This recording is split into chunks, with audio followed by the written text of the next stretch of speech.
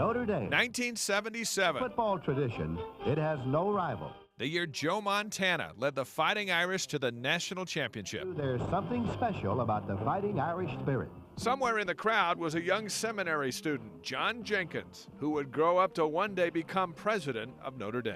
Football brings together people, and they're so passionate about it, and that's a wonderful thing. It can be to people being disappointed or angry, but that ability to bring people together, I experienced then and I experience now. Big plan. Father Jenkins may enjoy football, but in our exclusive interview, he made it perfectly clear. His mantra is not rooted in sports, but in academics and faith, just like BYU. Does it get in the way sometimes?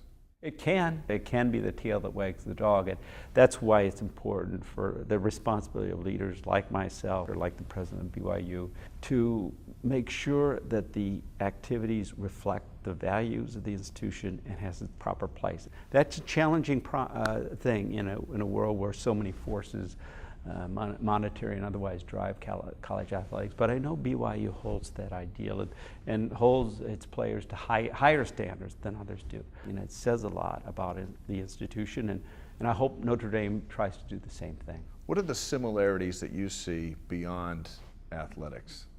Well, I think attempting to be a faith-based institution, as you said, in a world where that's uncommon, and bring together the highest level of learning with a genuine, rich, and full faith.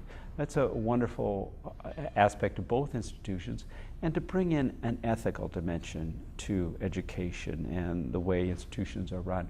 It's very important, and it's becoming rare. You feel a responsibility to turn out these graduates with a foundation of faith? Oh, absolutely, and an ethical dimension as well. You know, you look around the world, there are a lot of smart people. There are a lot of well-educated people.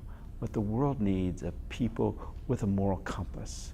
The world needs people who understand that their calling is to give back to society and not simply take from it.